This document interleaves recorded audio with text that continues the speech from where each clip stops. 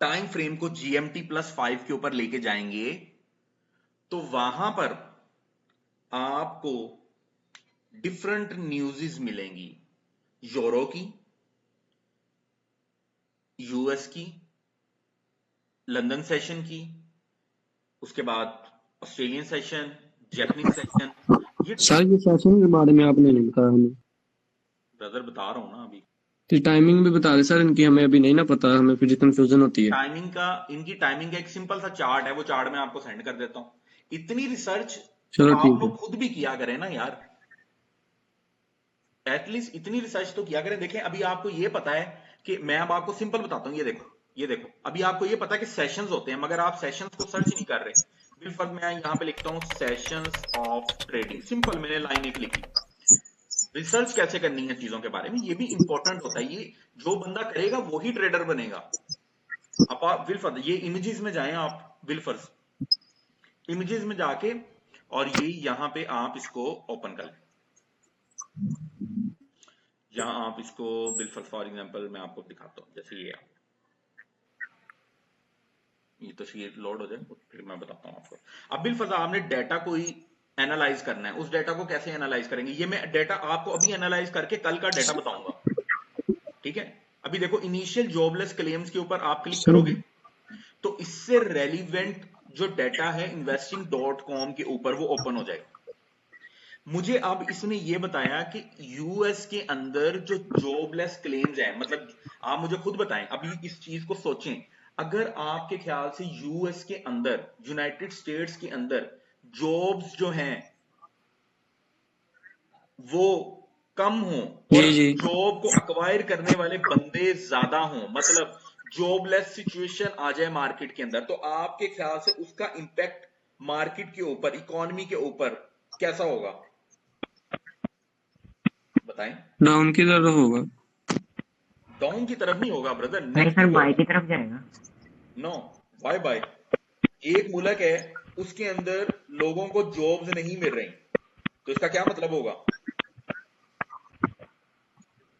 एक मुल्क है, इसकी मुश्किलात हैं।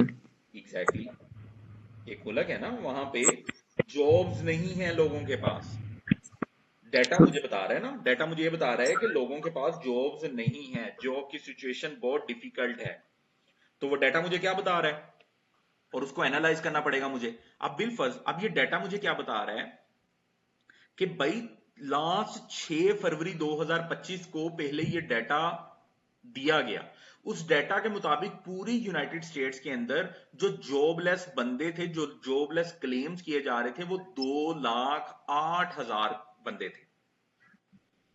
फोरकास्ट क्या की जा रही थी, मतलब प्रिडिक्शन की जा रही थी कि ये डाटा बढ़ सकता है, मतलब लोग ज्यादा जॉबलेस हुए हैं, लोगों से जॉब चले गई है, ये फोरकास्ट थी कि 2,14,000। मतलब अब जारी सी बात है ना, फोरकास्ट मुझे क्या बता रही है कि भाई लोगों के पास जॉब जो है वो कम हो रही है, ये बता रही है ना। सिस्टम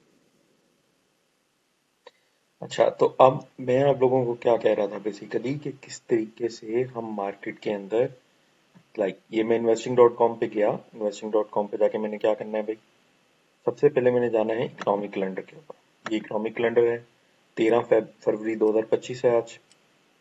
अभी रात के 2:42 हुए हैं। अभी मैं एनालाइज करूंगा कि कल का कौन सा डेट है जो 3 स्टार्स पर है।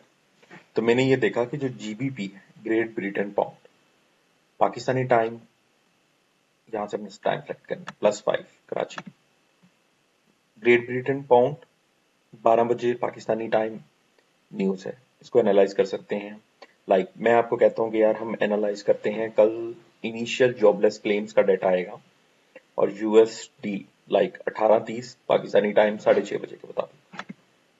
तो हम अगर इस डाटा को एनालाइज करें तो मैं आपको ये बताऊंगा कि ये डाटा किस तरीके से एनालाइज होगा। मुझे क्या कहा जाता है कि लास्ट ये डाटा 6 फरवरी 2025 को रिलीज हुआ, जिसमें अब ये क्या कह रहा है basically, initial jobless claims measure the number of individual who filed for unemployment insurance for the first time during the past week. कि मतलब लास्ट वीक कितने लोगों ने अनएम्प्लॉयमेंट इंश्योरेंस के लिए क्लेम किया। This is the earliest US economic data but the market impact varies from week to week. मतलब हर वीक जो है वो डाटा वेरी कर सकता है, बदल सकता है, एक जैसा नहीं होगा। अगर क्या हो, just a higher than expected reading should be taken as negative। मतलब अगर वो ये कह रहा है कि लाइक पहले अगर 5 थे लोग जिनका इनिशियल जॉबलेस डेटा क्लेम किया गया, और इस दफा अगर 9 लोग होंगे, 10 लोग होंगे, 15 लोग होंगे, मतलब नंबर अगर लोगों का बढ़ेगा तो ये यूएस डॉलर को नेगेटिव इंपैक्ट देगा। और अगर रीडिंग पिछली कम हुई, लाइक पहले 5 लोग थे जो जॉबलेस थे, या हम फॉर एग्जांपल हम कहते हैं कि 2 लाख लोग पूरे यूनाइटेड स्टेट्स के अंदर जॉबलेस क्लेम किए जा रहे थे, या उनकी इंश्योरेंस थी वो जॉबलेस क्लेम थी। तो लाइक पहले 2 लाख थे, तो इस दफा अगर 1,90,000 आ जाते हैं, मतलब 10,000 मजीद बंदों को जॉब मिल गई है। ठीक है, कम रीडिंग डाटा आया है। तो इसका क्या मतलब है कि अब जो यूएस डॉलर की न्यूज होगी वो पॉजिटिव होगी, मतलब यूएस डॉलर जो है वो पंप करेगा, मतलब यूएस डॉलर की जो करेंसी होगी वो क्या करेगी, पंप करेगी। अब इसके लिए हम क्या करेंगे, फॉर एग्जांपल अब ये डाटा है जो कि कल रिलीज होगा। ठीक है, 13 फरवरी को नेक्स्ट डाटा कब आएगा, 20 फरवरी को। 13, अब लास्ट वीक क्या हुआ कि 2,08,000 लोग जो हैं पहले प्रीवियस रीडिंग में थे। फोरकास्ट क्या थी कि 2,14,000 बंदा है, मगर फोरकास्ट क्या है कि 2,19,000 बंदा है जिसने क्लेम किया है इंश्योरेंस अनएम्प्लॉयमेंट की। अब ये प्रीवियस डाटा, मतलब 13 तारीख का डाटा, 13 फरवरी का डाटा, फोरकास्ट क्या आ रही है, कम की फोरकास्ट आ रही है। लास्ट डाइफा फोरकास्ट क्या आ रही थी, ज्यादा की आ रही थी, और उससे मजीद ज्यादा आया तो नेगेटिव हुई थी मार्केट।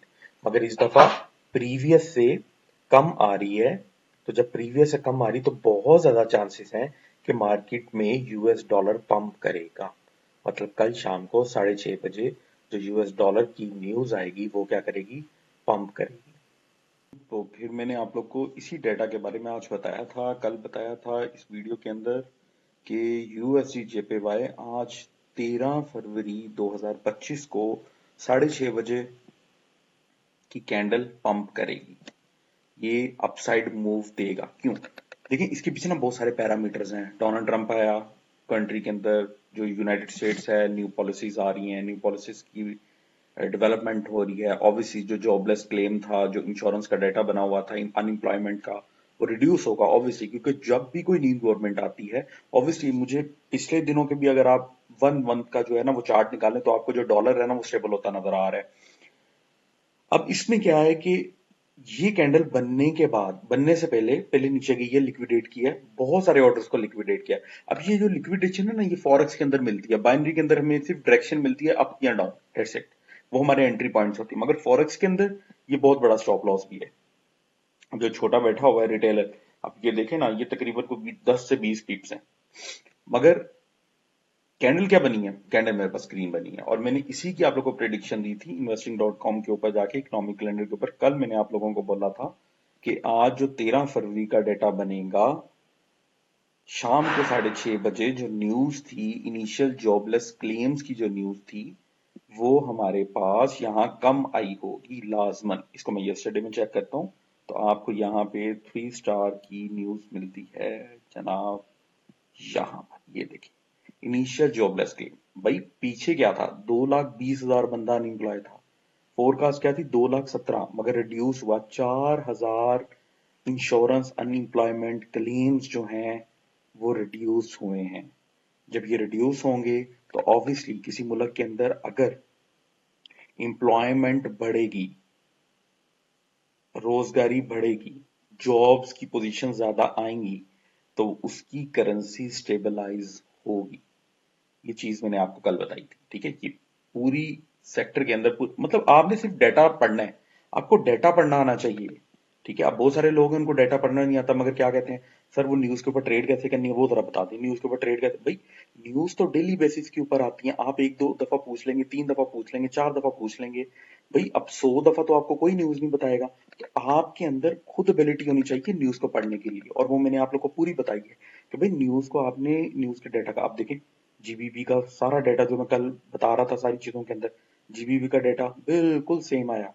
ठीक है, मार्केट अपसाइड मूव की। ठीक है, तो यहाँ पे जो डॉलर के ऊपर भी आया, आप देखें पीपीआई की न्यूज भी पॉजिटिव आई, हमने 3 स्टार न्यूज की बात की थी, और इनिशियल जॉबलेस क्लेम्स की भी जो न्यूज आई वो भी पॉजिटिव आई।